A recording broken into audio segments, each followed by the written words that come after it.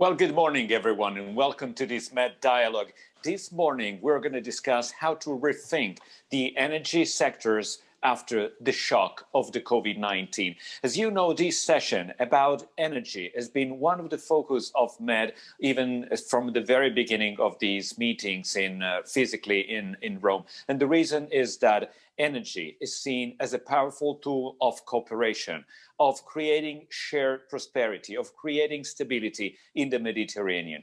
Many things and projects were underway when the outbreak came into at the beginning of the year. So what's happening now? What are the trends that are accelerating and the ones that are slowing down between prices, state budget, investments, and also the transition to a more green and sustainable energy? We'll discuss this with the Oil Minister of Iraq, Izan Abdul Jabbar Ismail, and the Minister of Petroleum and Mineral Resources of Egypt, Tarek El Molla. But we already have connected Joseph McMonigal, who is Secretary General of the International Energy Forum. Good morning, Joseph. Andrea, nice to be with you and everybody at Med 2020. Oh, very good to have you today. The International Energy Forum is the world's largest international organization of energy ministers from 70 countries, and it's a very relevant platform for international dialogue on energy. So it's very good to have you here today, and would just like to start with you because, many things happen in the energy sectors after COVID. We saw, if we take prices as the indices, as we as financial journalists, we do on a day in, day out basis, we saw that we started the year around 60 and then the price crashed in April close to zero or even negative. That was technical, but then there was a rebound. And after, at the beginning of November, the news of a vaccine were launched by some big pharma. The situation changed. There was a rebound. The Brent and crude are up 25% more or less November to today in the last 30 days. And the energy sector S&P indices is up 35%.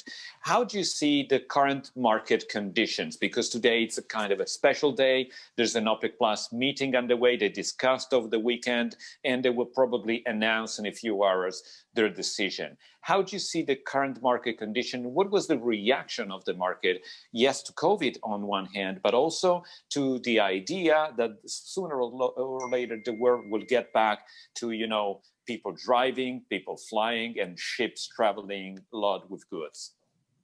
Well, thanks for the introduction. And before I answer the question, let me just first start by commenting on some recent events and I think what are rising tensions in the region that have implications for both energy security and economic recovery. Last week, we saw 3 attacks on energy facilities and infrastructure. One was on a fuel tank facility in Jeddah, Saudi Arabia, another on an oil tanker that was out in the Red Sea at another Saudi terminal, and also an attack on a Shell Egypt oil facility in Nigeria.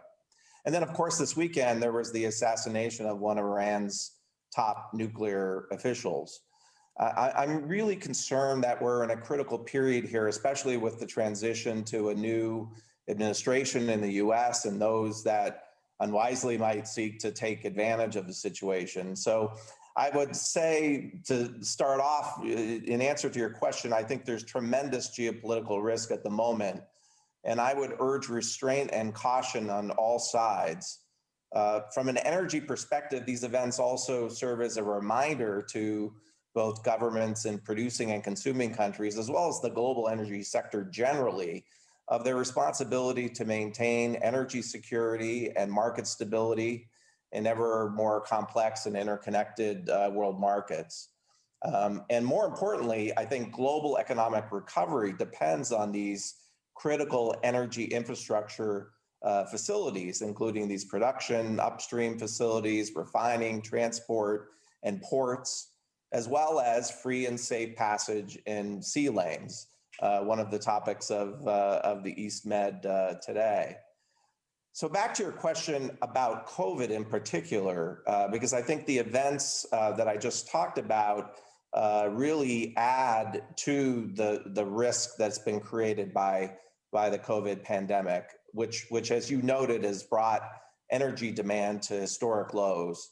We find ourselves now in a second wave of the virus in Europe and the US and in many other parts of the world, and oil demand continues to struggle. The latest outlooks from IEA and OPEC, their oil market forecasts this past month show that demand will decline by 8.8 million barrels a day, according to the IEA, and 9.8 million barrels a day, according to OPEC.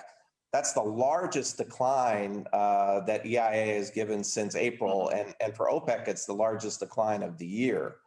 So while the COVID pandemic has resulted in these largest recorded oil demand shocks, we're also seeing similar effects in natural gas markets. And initial assessments suggest that natural gas will decline by about 4% in 2020. So in addition to the fallout and the consequences of the pandemic for the energy market, uncertainty makes it especially difficult to navigate. And although, as you noted, recent vaccine developments signal a light at the end of the tunnel, there's no silver bullet to bringing energy markets back to pre-COVID levels, and really uncertainty prevails. The demand shock has exacerbated what was already an investment crisis that predated COVID, which risks a supply shock in the future. On the other hand, we're seeing greater policy momentum, especially in Europe, towards emissions reductions and greater calls for smart energy transitions as part of a green recovery in major economies. But at the same time, I think we all recognize that hydrocarbons will remain a part of the picture, comprising between 23 to 25% of the world's energy mix into 2040 and 2045. And this requires balancing two priorities, reducing emissions and increasing affordable access, and meeting growing energy demand while achieving these shared climate and development goals. So enhancing connectivity through clean fossil fuel technologies and energy market integration can help reignite global economic growth, facilitate energy transitions, and share prosperity with future generations. International and domestic energy strategies based around maintaining this fine balance can provide a starting point for countries to try to navigate energy strategy during this uncertainty caused by COVID. Yeah, for sure. And I will get back to that because I've got many questions for you, also about, all of you describe takes investments. And we know that investments are one of the first victim of this situation. International oil companies are slashing capex looking into 2021. And so also the energy transition, which was one of the most interesting engine in the energy sector, is someone says it's at risk of slowing down. But I'll get back to you because now I want to hear from Ihsan Abdul Jabbar Ismail, his Ministry of Oil in Iraq, and is also the Director General of the national company Basra Oil Company.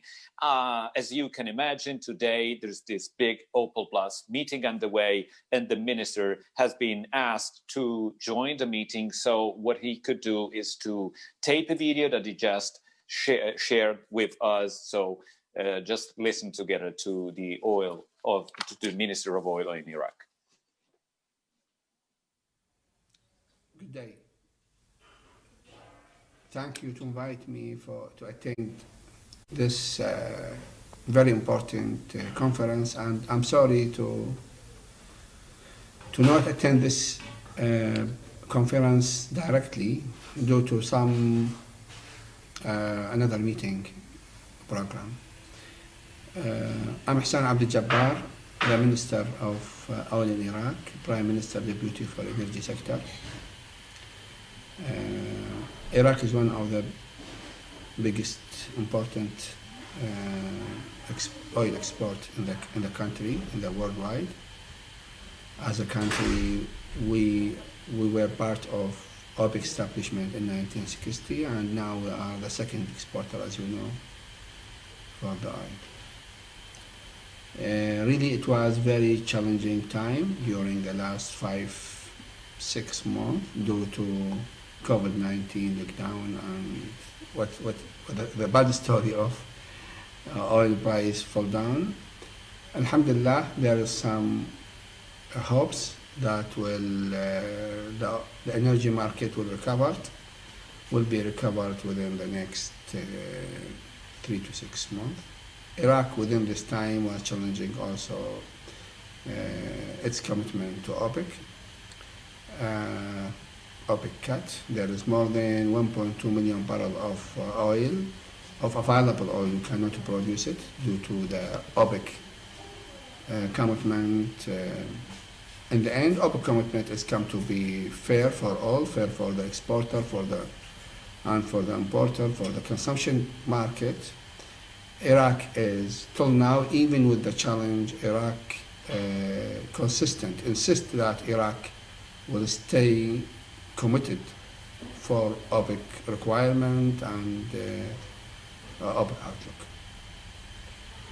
Yes, within this more than 6 months, Iraq challenging crisis.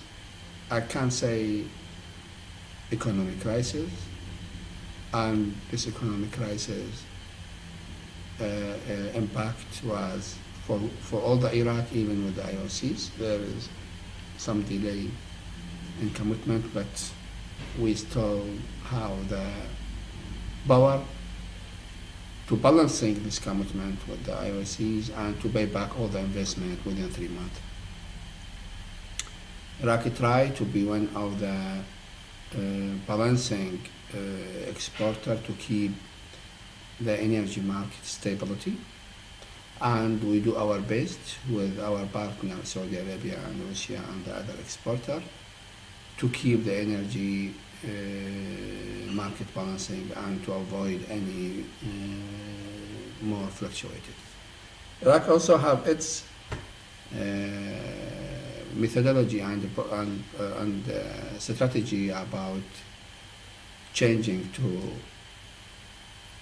new and renewable energy. There is real discussion with all the IOCs, how we can make decarbonization, how we can utilize all the produced gas to avoid more CO2 and CO, and how we can make some transaction to the solar energy and renewable energy. And alhamdulillah, we have good steps in that way. We are in direct negotiation with many investor and contractor to start many projects. Some of them is under awarding now.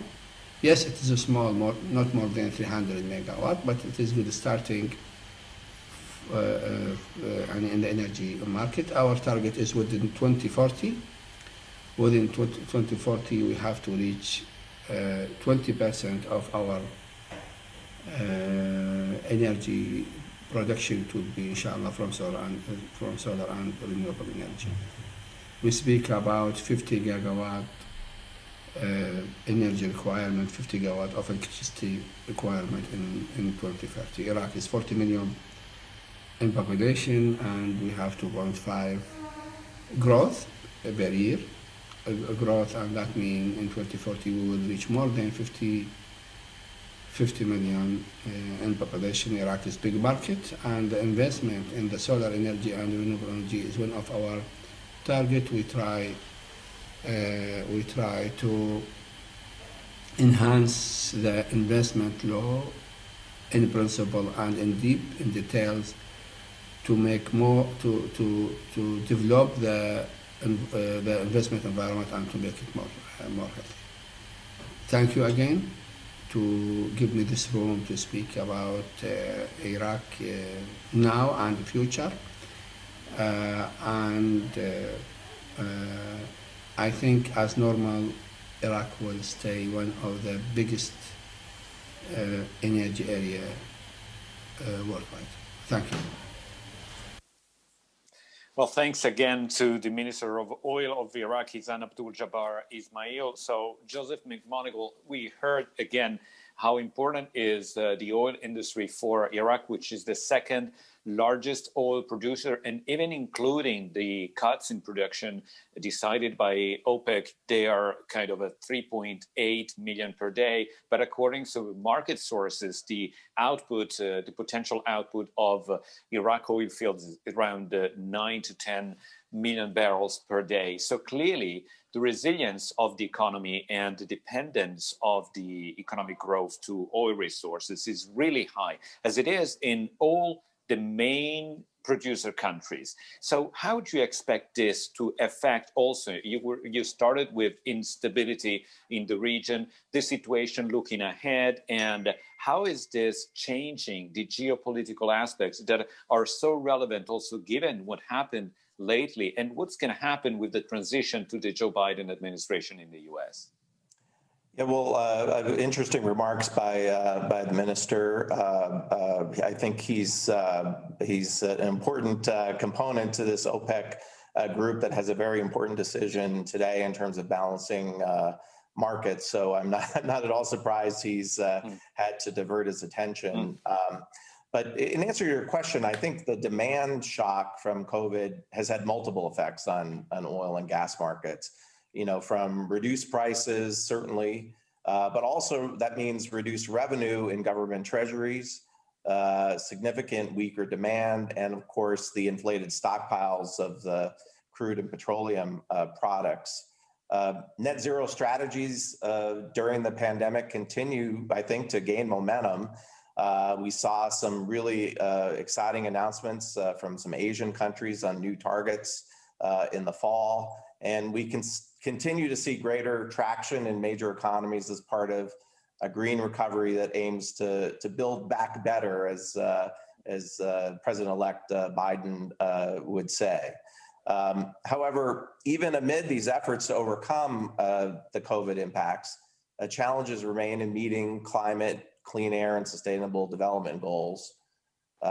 Doing so will continue to be linked to the use of clean technologies such as carbon capture, use and storage, the role of blue hydrogen in circular models, as was recently endorsed by the G20. And these technologies can accelerate fuel switching and create synergies to integrate renewables and green gas and hydrogen and other carbon dioxide solutions.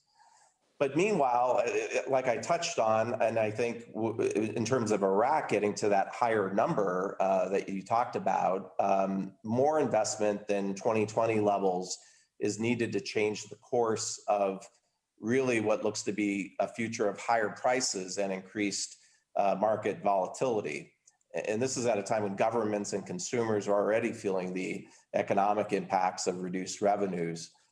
Without increased investment, supply-demand balances can tighten faster, leading to price levels trending higher and of course, more volatility, which nobody likes. This raises the risk of more frequent, short-lived price spikes, or even a longer-lasting upward price pressure that will deepen the impacts of COVID and in turn slow-track economic recovery and sustainable growth prospects. So higher price levels and more volatile markets will come at a time when consumers and businesses and governments at all levels are dealing with negative economic effects from the pandemic. It reduces the number of people available to afford cooking and heating and transportation fuels. And of course, the volatility, it adds to the uncertainty for governments and companies. It also reduces, I think, the ability of oil and gas companies to afford investments in new, cleaner technologies to respond to rising regulatory and policy demands. So achieving these climate goals through long-term net zero policies and other strategies will be aided, I think, by facilitating oil and gas investment to enhance the short and medium-term market stability and really the deployment of these clean technologies at scale. Yeah, this is, I think, one of the most crucial points currently, because, there's a big political will to accelerate in this direction. If you take Europe, for example, we know that the recovery fund will be devoted for kind of a 40% to the green energy transition. And we know that Joe Biden's first decision is to revamp the Paris Agreement, the Paris deal on climate change. On the other hand, you have big international oil companies in trouble when it takes to invest. And one of the market estimates says that between 25 and 40% of all the investments looking at 2019 will not be there due to this crisis. So you were mentioning how to help oil companies to maintain the pace of investment, to look beyond COVID-19 crisis, and to be the real player of the green transition. Many large companies, including Italian Eni, for example, in an interview over the weekend, Claudio Descalzi, the CEO, confirmed the effort of the company to become a renewable company, kind of a green company. But at the same time, the transition is difficult. What can be done to, go through and to muddle through this situation? Yeah, I mean, I think I was about to compliment Eni and its CEO, Mr. Descalzi. I mean, I think the company has really been ahead of the pack of all the big oil majors in terms of announcing pledges. I mean, I think they were out of the box, early, I think maybe February of this year, with this target to reduce absolute emissions by 80% by 2050. And this target is well above the 70% target that was cited by the IEA Sustainable Development Scenario Model. So I think Eni is proving to be a model, and you're certainly seeing other companies move in that direction. And I think, look, the energy transition is inevitable, and I think we just have to proceed with caution, though. I mean, I think we don't want a disruptive transition that has negative consequences for economic recovery, especially now in the wake of COVID. You mentioned President-elect Biden's plans to rejoin the Paris climate agreement and also his green energy plans. I think it will certainly add to the momentum, the global momentum that I think has really been very resilient during the COVID pandemic. I mentioned earlier these announcements coming from Asia. You had President Xi of China make a really big, bold announcement about net zero plan that his country is pursuing. We saw similar announcements from South Korea and also from Japan. And so I think there's a lot of momentum, and the U.S. getting back into the Paris Climate Agreement, I think will add to that.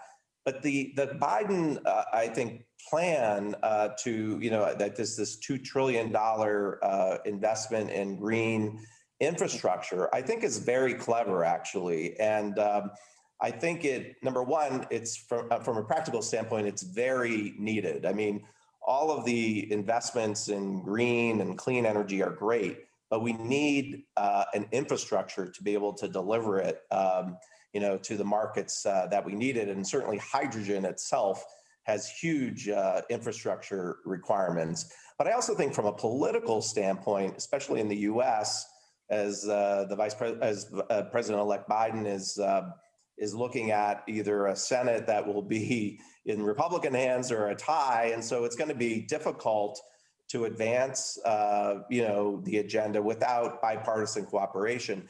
And I do think that, investing in infrastructure is a way to get there. And I'm hopeful that there will be bipartisan cooperation there. And I think this investment in green and clean energy infrastructure is something the rest of the world, I think, needs to look at as well. Now, as you know, we are at the Mediterranean dialogues, and we want to go closer to what's happening and how energy is playing its role in cooperation and also in development and economic recovery of the region. This is why we welcome the Minister of Petroleum and Mineral Resources of Egypt, Tarek El Molla. Unfortunately, I have to tell you that he was asked to join a meeting with Prime Minister Al-Sisi, and so we just taped an hour ago a conversation with the minister that I want to introduce now. Good morning, Minister. It's a pleasure having you, and thanks for your time. Morning, Andreas. Thank you. Morning, Andreas. Thank you. Well, first of all, we'll discuss energy and the reaction of Egypt and all the region to the disruption that happened with COVID-19. But first of all, let me ask you just in a few words, how's the country coping with the pandemic and what's the situation currently? Well, we had, of course, at the beginning, made some partial lockdowns when this pandemic started up, and this was early in April, May, and then afterwards we started the gradual reopening and easing up in order to make sure that we have had all the precautionary measures in order to make sure that the disruption of the business continuity as well as economic negative impacts. So therefore, we've taken these measures. Meanwhile, preparing all the health care, whether hospitals or intensive cares, with the needed emergency steps on a national wise.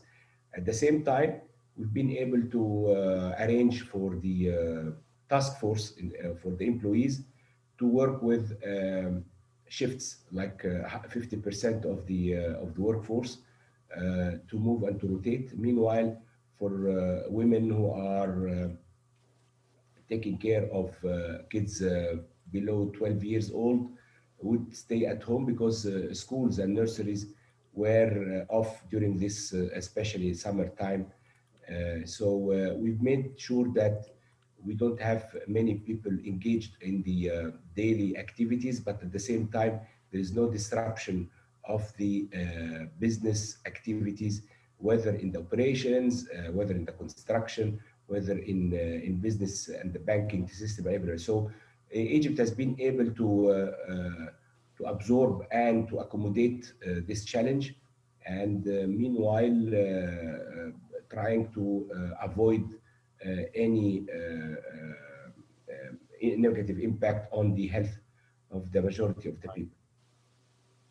Now, we wish you all the best in fighting the pandemic, but it was an unprecedented shock also for the economy, the global economy, and also the economy of the MENA region. Now, for the energy sector, all the restriction and the lockdowns and the fall in demand of energy consumption created tensions in the market. The first question I have for you, you recently said it's a change of paradigm.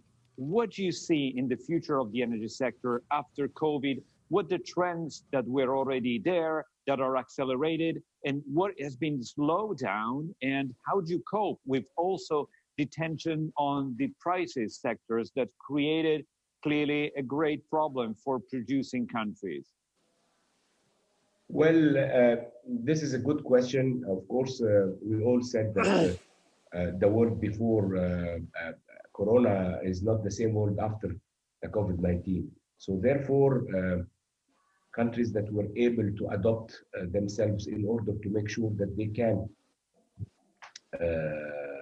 overcome the challenge and to go with the new conditions will be able to survive a longer period. And I think that having said that, the reason that I'm quite confident for Egypt is that we've been taking very bold economic reforms over the last 5-6 years, and these have helped us really to be able to have the minimal negative impacts on Egypt from the COVID-19 impact global wide. So therefore, our reforms, which included a really important macroeconomics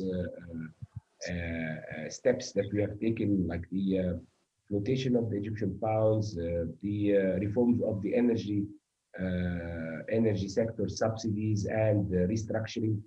A lot of important measures that we have taken over the last few years enabled us really, and will be able for us to go forward with even encouraging more investments, therefore, and to be able to unlock all our potential. Therefore, we've been, perhaps it has been even announced by the IMF that Egypt was among the few countries globally, and perhaps the only country in Africa to have a positive economic growth during this fiscal year. So I think that we are taking these steps forward, and we will be able to accommodate all the challenges. Of course, the decrease in oil prices has it's a double sword tool, because from one side, perhaps for countries importing or net importers like Egypt, they would say that this is good for us, but at the same time, we are also producing countries. So therefore, a balanced price would be good for our partners who are involved in the exploration and production. And of course, we would like to see the prices reaching a balance so that to make a reasonable economic value for both producers and consumers. But at the same time, we did not stop, and we were able to attract our business, international business oil and gas companies like ExxonMobil and Chevron, whom we have been able to sign exploration concessions over the last few months in spite of the COVID-19. And we are also continuing into our steady growth in our operations, opening new refinery complexes, and was inaugurated even by the president 2 months ago here in Cairo, and one of the biggest in Africa that was worth $4.3 billion. And this is part of our strategy to reach self-sufficiency by year 23. So I think that all together, this is among the bold bundle reform package that the government had embarked a few years back under the leadership of President Sisi. Now, Minister, you were mentioning some of the new developments, and basically due to the major discoveries in the recent year, now Egypt is playing a major role, especially in the natural gas sector. But big oil international companies are slashing their capex investment due to the economic crisis and due to the lack in demand. Do you think that this could slow down also the projects underway? We know you do have some 4 major developments, including Zohr, but also the West Nile development and 2 others that are supposed to increase in a remarkable way the production, the output in the near future. How about, the current situation and what the big oil companies are supposed to do and the lack of investments we've been discussing? Well, in part, this question is right for the global changes of the strategies of the major oil and gas companies. But in transition, what they are doing currently is that they are shifting with their strategies. Sorry.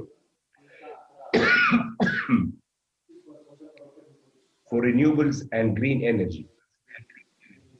Having said that, so the focus now for the transition energy, which is gas, and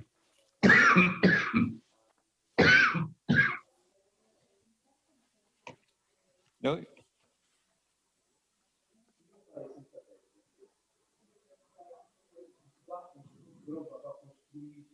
we can interrupt if you need to drink some water, Minister. Yes, please. But now you're on mute.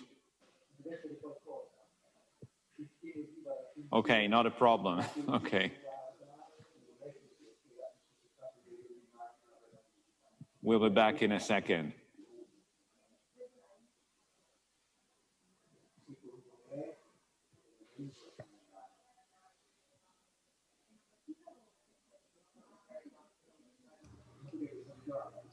Here we go.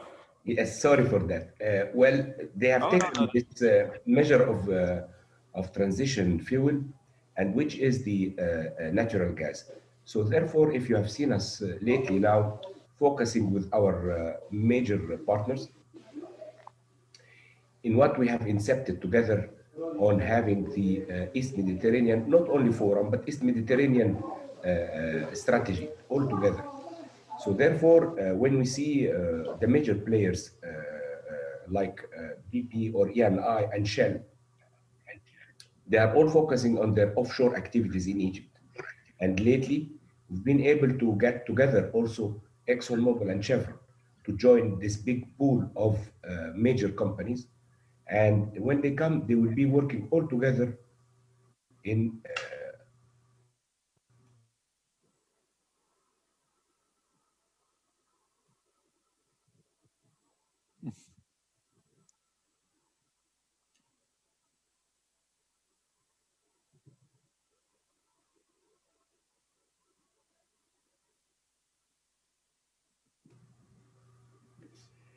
to have their economies of scale together with Cyprus, Israel, and Egypt. So therefore, I think that it is part of the diversity of the major players as well as the oil and gas industry. So therefore, I think for the investments, we will see a change of strategy, but not a major reduction.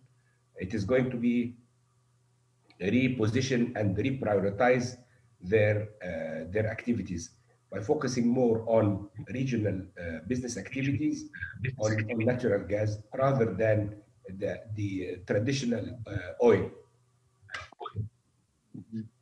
Now, you can take a time to drink if you need that, but let me ask you on this, which is very, very relevant for all the area, because you played a leading role in establishing the Eastern Mediterranean Gas Forum. And we've been talking and discussing also in the recent years, also with you, the role that energy can have to create more cooperation and to allow more safety, security, and also prosperity to the region. But it's not being a straight line. You know, there are tensions on the way, and I'm asking you, how do you see the role that the forum, the East Mediterranean Gas Forum, can play, will play to reduce tension and to create a different perspective of cooperation? And if you do already have some projects that you can share that will that will create some steps going forward. You just rightly said in your question and how we can use this cooperation in all countries for the welfare of the people there.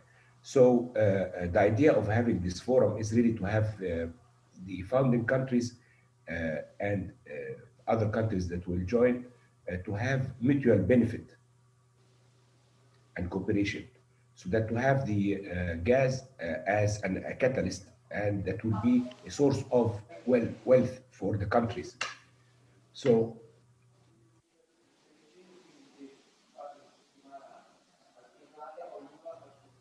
having said that, I think that we have already started common project, and we have initiated already with the World Bank a regional study on how to have this what they call a corridor, the gas corridor from the Eastern Mediterranean to Europe. We have already now currently gas coming from Israel to Egypt. We are talking about having a pipeline from Cyprus to Egypt. We are already exporting gas from Egypt to Jordan, from Israel to Jordan. So there is already existing projects and other projects under study currently. And now having this important offshore activities for major important companies will also create new opportunities for further development of these fields.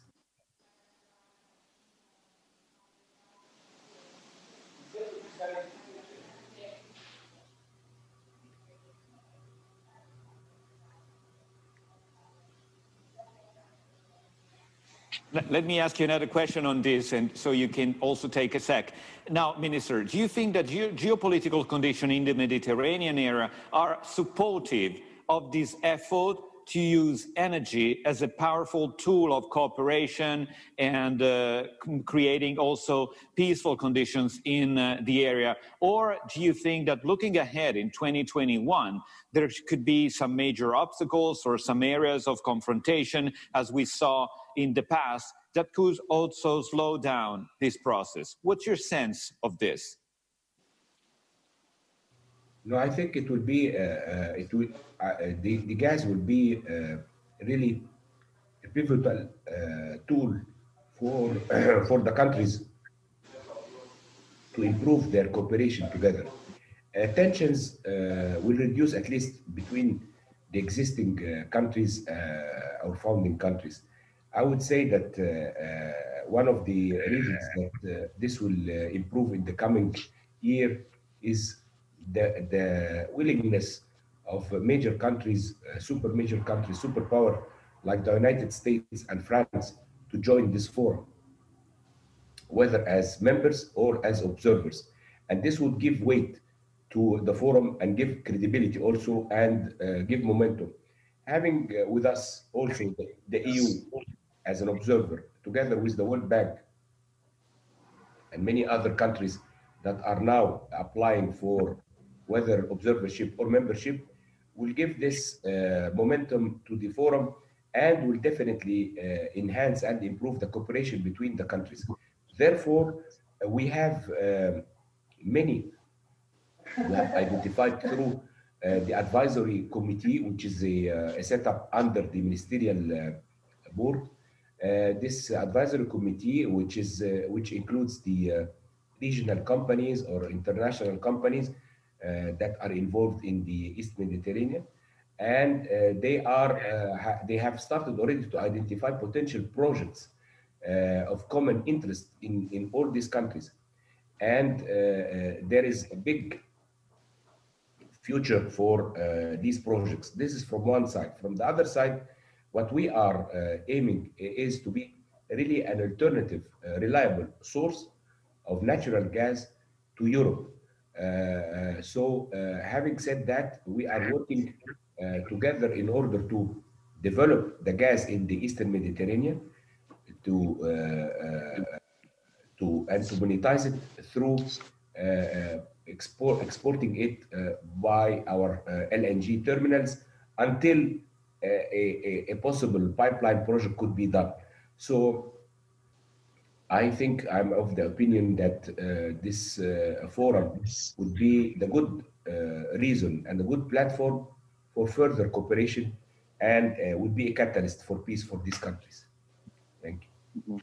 Well, for sure, it's a very important new thing into the area. It's a platform of dialogue, which is relevant. At the same time, it's a platform to build a more sustainable model in terms of energy development. And my question is related to the transition in the energy sector towards a more sustainable and green model. Do you think that what's happening with COVID and the reaction of the industry is slowing down or accelerating this? And what are you doing in this sense?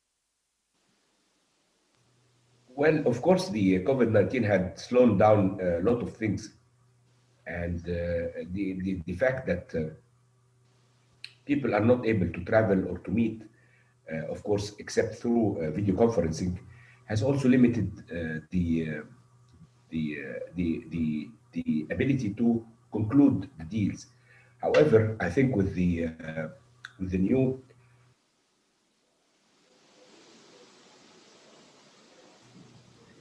vaccine now that is about to be launched, I think by coming year 21, things will get back to normal, and we'll be able to see faster activities and to start to realize all the good things that we spoke about for the welfare of this region. And I think that the companies have lost a lot due to this COVID-19, and they don't have further luxury of time to lose more value in their shares and the economy of the countries as well.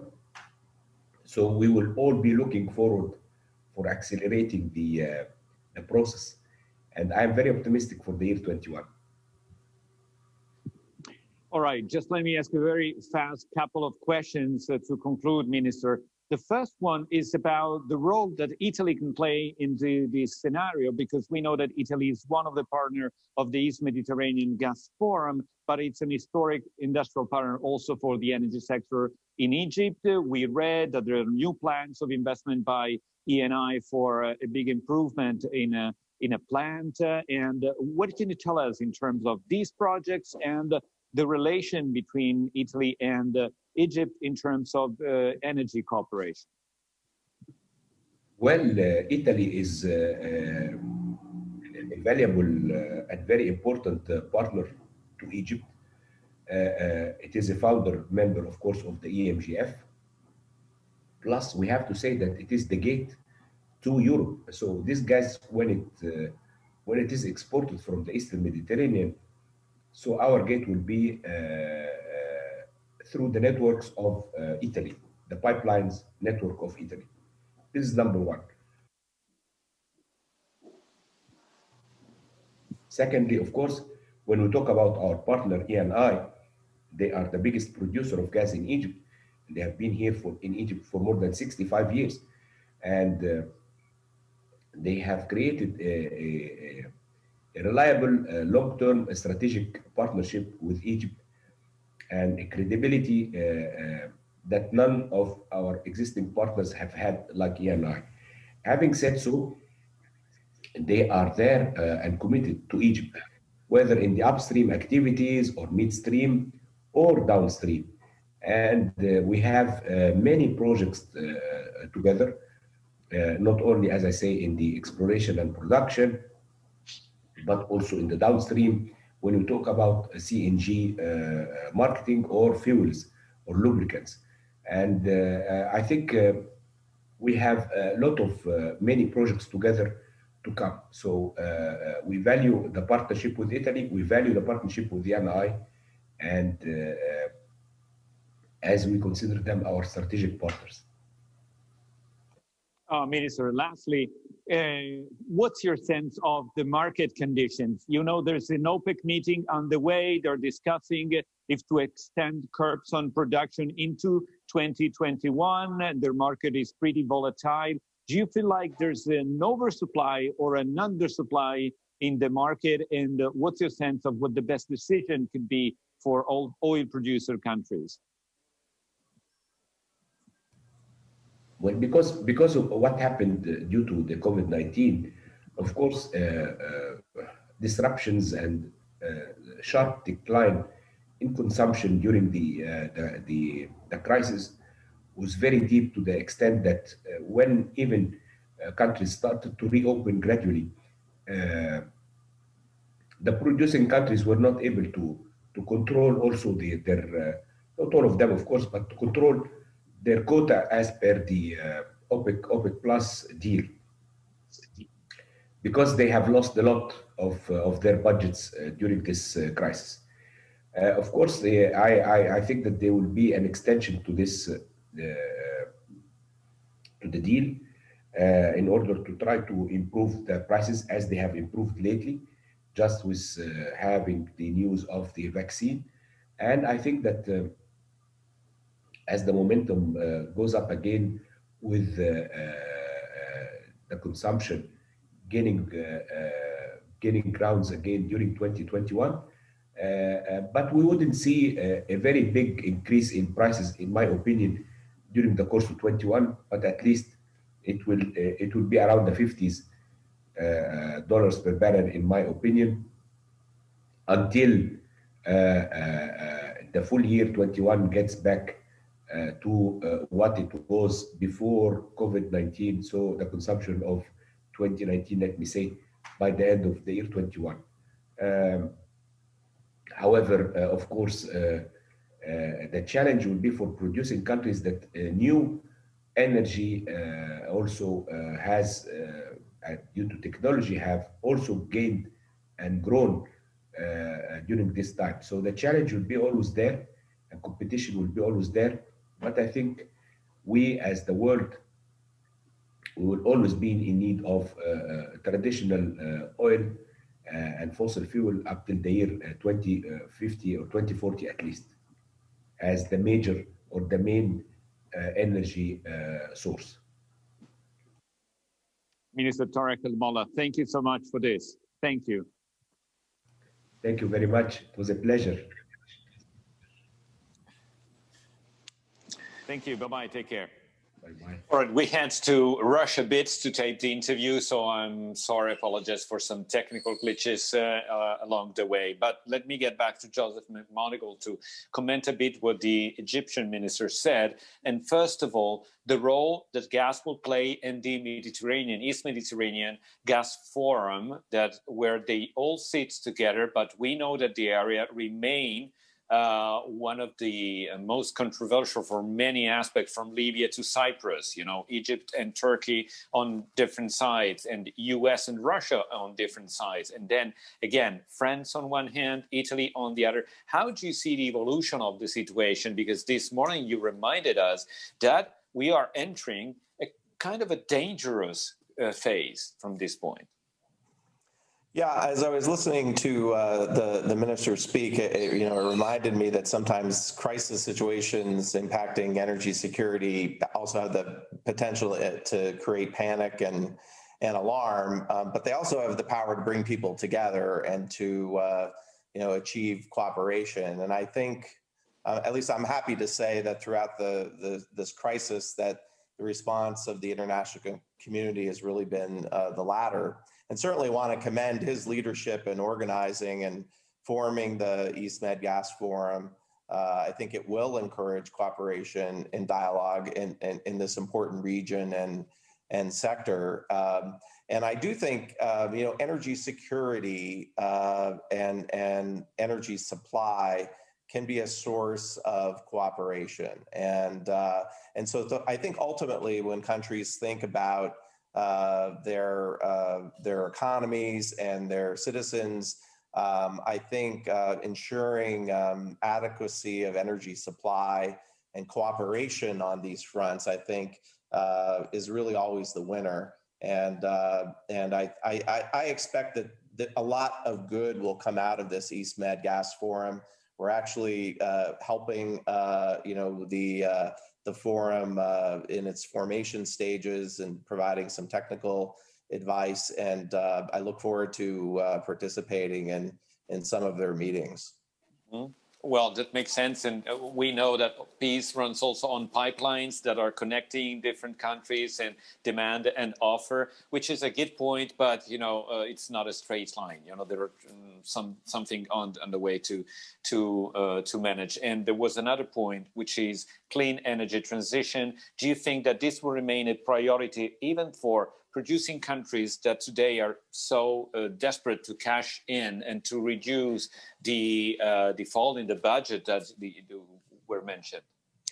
Yeah, I mean, I think one of the things that he said that I wrote down some comments on was sort of a price balance, having a balance between prices. And I think, for the average person, for a producer to be saying that, I think seems a little bit awkward. But in reality, they want a situation where the global economy thrives because that's better for their business. And that's why, you hear, countries like Saudi Arabia talk about investment and stable prices because they see higher prices as really headwinds on global economic activity and growth. And at the end of the day, a healthy economy is good for their customers. So I think that was an important point he said. In terms of the transition, look, I think we're still on this race. I look at it as a marathon, but the race for the energy transition is still on. I think we shouldn't apply any brakes, as a result of the pandemic. But I think what I'm saying, and I think what the minister and others are saying, is we need to proceed with caution. There's some slippery pavement ahead. And if we're not careful, it can really disrupt, global economic recovery. And so that's why, I'm talking about investment. I see the minister was talking about investment. And I just think it's really, really critical. And just one last point, on not just on gas, but on oil in particular. The pandemic, of course, has had a tremendous impact on demand, as we've seen. Led to negative pricing in April, and I've talked about the numbers from OPEC and IEA. And I know it seems counterintuitive to be talking about a supply shortage when you have very weak demand, but this is something that at the IEF we're very concerned about. I mean, OPEC supply, yes, they're having this meeting today. They were very responsible in the spring, addressing the collapse of 20 million barrels a day being wiped off the market when the global economy shut down. And I think they've shown that they've been responsible in previous and subsequent meetings, and I think they'll be responsible today. But OPEC supply can come back very easily. It's really the non-OPEC supply, places like the US, Latin America, other parts of the world that, if there isn't continued investment, you're going to have a shortage. And it's really going to, number one, it's not just going to have an impact on prices, it also will have a geopolitical impact because you'll be depending on one part of the world for energy sources that keep the world economy growing and operating. So there's a lot, COVID has really thrown us a big curveball, if you will. And I just think we have to be responsible and very practical coming out of it to see the global economic recovery we all want. Is a balanced price in the 50s area, as the Tarak Al-Molla told us today?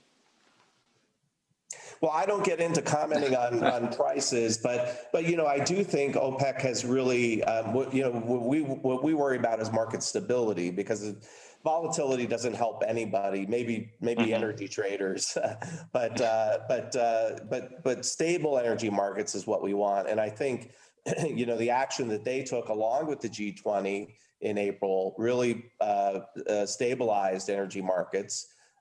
Maybe I think there's kind of a floor on energy markets, but weak demand is also a bit of a ceiling.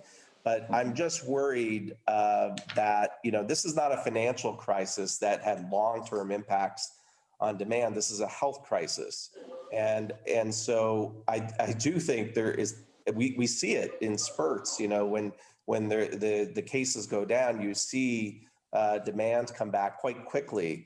And I think that's what will happen. I think you will see a lot of pent-up demand, and I'm worried that supply will not be able to keep up with it, and the resulting higher prices will create headwinds for the global economy. Yeah, sure. And the market are anticipating the vaccine effect, but That's very elastic, as we saw when the lockdowns are over. People tend to move as they did before. But we know that there are some sectors that makes a relevant stake of the energy demand. For example, jet fuel, which makes kind of 8 to 10%. And until long-haul flights will be back, it will be difficult. You said at the beginning, there's no silver bullet. But how can we rely, on these perspectives that markets are already anticipating? In a nutshell, because we have to wrap it up, what will be the main trend in 2021? What's your outlook? Yeah, so I think you touched on a very key point, this jet fuel demand part of the picture. We held a symposium in October with major players from the tourism and energy sectors that are really the nexus of this area, and really certainly the tourism sector really needs these long haul flights to come back in order for there to be a recovery there, and it's such a big contributor to the global economy and economic growth. But on the energy side of things, it's really the missing ingredient from oil prices moving to another level and demand increasing. And we think that with the vaccine, with airlines continuing to be leaders in terms of taking steps to provide clean environments and other social distancing type of and health measures, that we could potentially see an increase in 2021 of about 25% in jet fuel demand. I know that's optimistic. That's more than what airlines are saying or what energy companies are saying. But I mean, I think they're being, just extra cautious as a result of coming out of the pandemic. But we do think that if we have a vaccine, and we do have, the tourism sector in general continuing to practice these great, health measures, that we could see an increase in not back to normal levels, but at least an increase of about 25% over this year.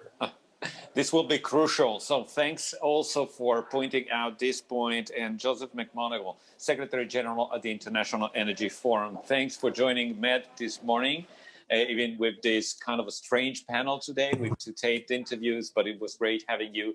And thanks to the Energy Minister of Egypt, Tarek El-Molla, and Hisan Abdul Jabbar Ismail, Minister of Oil in Iraq, for participating, even though with a taped interview today. It's a very special day also for the energy sector. And thanks you all for joining us and for listening, and keep going with the 2020 MED edition.